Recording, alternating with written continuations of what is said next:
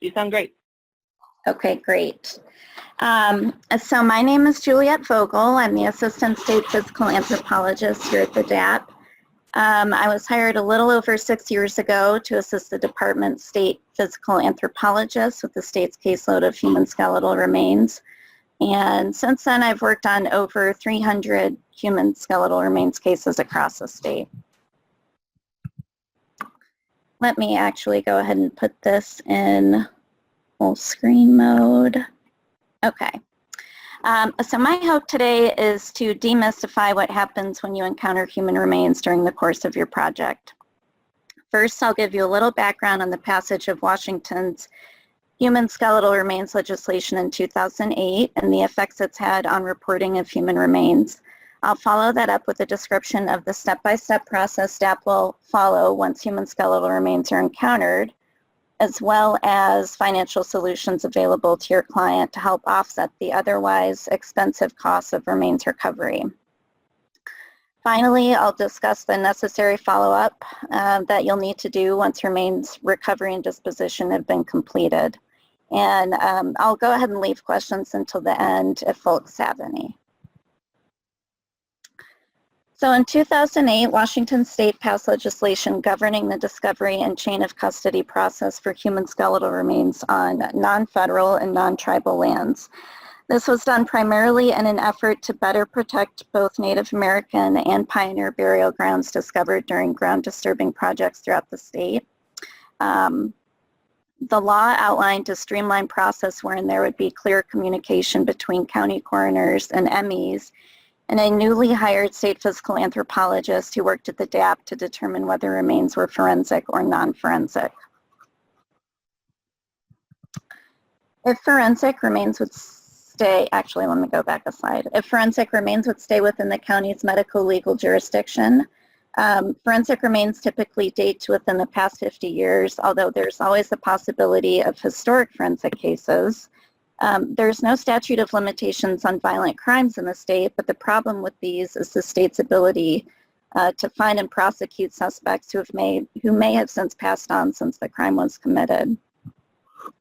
If non-forensic jurisdictional authority over the human skeletal remains will pass from the county medical legal system to the DAHP, a survey of the literature shows that since the law was passed in 2008, reporting of non-forensic human skeletal cases has increased exponentially.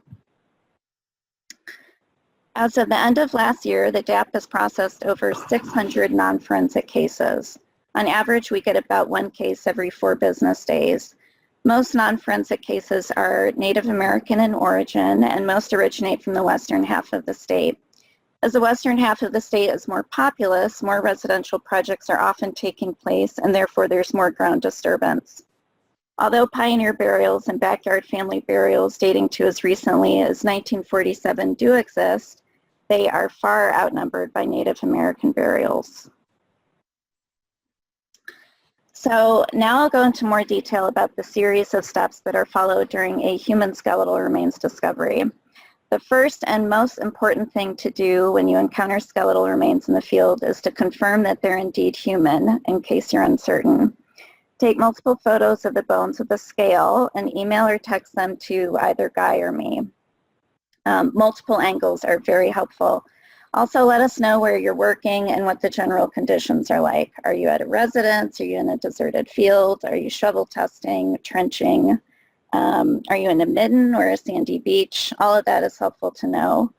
The remains in this photo are all non-human, thankfully. If you don't have a scale handy, you can always use a coin or even in this case, a car key. Okay. So once you confirm the remains are human, secure the area. Make sure whatever crews are working on your site are aware that they cannot work in the area of discovery. Do not remove the remains from the site unless they're in immediate peril. This has been the case, for example, on eroding shorelines. Confirm with the DAHP that removal to a different location on site or elsewhere is absolutely necessary. For this, simply indicate the original position of the remains with the map or GPS unit and photograph them to the best of your ability. Next, promptly contact local law enforcement and the county coroner or medical examiner. Less populous counties tend to have coroners, while more populous counties have a medical examiner's office staffed by medical pathologists and autopsy technicians. Counties that have neither use the county's prosecuting attorney to deal with human remains cases. A failure to comply with this duty to notify protocol can result in 90 days in prison or a $1,000 fine. So to make it easy for you, we have a current list of county coroners and MEs on our website. Once local law enforcement and the county coroner or ME are informed, they have 5 days to notify us regarding whether they've determined the remains are forensic or non-forensic in origin. If county personnel are uncertain, the King County Forensic Anthropologist, as well as the DAHP State Physical Anthropologist, are available to assist in the determination. If the remains are non-forensic and they're discovered on non-federal or non-tribal land, jurisdictional authority over the discovery is transferred from the county to the DAHP. Once jurisdiction is transferred to the DAHP, the department has 2 business days to notify affected tribes of the non-forensic discovery by letter and email. Tribal chairs are notified via certified letter, and cultural resource personnel are notified by regular mail and email. Affected tribes are identified by the area of interest maps they provide. And it's important to note here too, some tribes claim interest in the whole state. The next step in the process is for us to determine whether the remains are Indian or non-Indian. Once the non-forensic notification letters are sent out, the DAHP has 2 business days to determine the ethnicity of the individual represented by the remains. This determination is made through osteological analysis and contextual evidence. DAHP staff will usually make a site visit for inadvertent discoveries in order to document the site and discovery context. The remains can be evaluated and left on site or taken back to Olympia for lab analysis. If left on site, the remains be kept in a lockbox for protection. And after 2 business days, the DAHP delivers notifications regarding determination of ethnicity.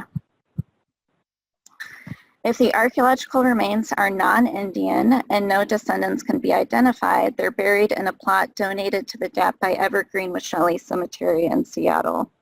If the remains are Indian, the affected tribes have 5 days to convey their interest in the disposition of the remains.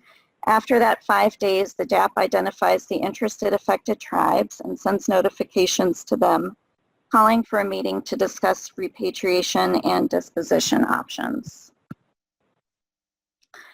The main questions at these discussions include whether the remains can be left in place and avoided, or if they need to be moved. If they need relocating, can they be reburied elsewhere on site, which is often preferred by the tribes, or do they need to be reburied in a tribal cemetery? The chief factor dictating whether remains can be reburied on site is landowner permission. It's been our experience that most landowners are amenable to on-site reburial. Until tribes arrive at a consensus regarding disposition and burial arrangement, the remains are held for safekeeping in our lab. If the remains do need to be relocated, we have to figure out who will do the excavation and relocating. DAHP staff can assist with smaller projects, but consultants and archaeological permits are usually needed for more extensive recovery projects. As human remains recovery can be an expensive task, the Washington State Legislature provided the DAHP with a Human Remains Assistance account to help property owners offset these costs. If approved for assistance on the basis of an estimate provided by the consulting archaeologist, the landowner must pay for costs upfront and then be reimbursed an agreed upon amount. As I stated, DAHP staff can provide assistance in recovery without the need for a permit or permit revision or amendment, but only when projects are relatively small. If the remains are later reburied on site, the state physical anthropologist must be present to document the reburial location. If the remains are placed in an area of the site that has not been previously excavated, DAHP staff can also dig a small test unit, archaeologically document it, and rebury the remains. So to sum up, here is a flow chart of the entire process. All in all, the process can take as little as 2 weeks, which is far less time than repatriation usually takes under the federal process of NAGPRA. And finally, as a consultant, it's necessary to document the presence of human remains in all ensuing site documentation, including the site form and the project report. Use a checkbox to document the fact that human remains were found and reference the DAHP case number. You can call or email us anytime if you're uncertain of that number. Checking these boxes allows the DAHP staff to communicate more effectively regarding your project and to alert GIS personnel to the fact that the site needs to be recorded as a cemetery if it isn't already. Okay, so with that, are there any questions?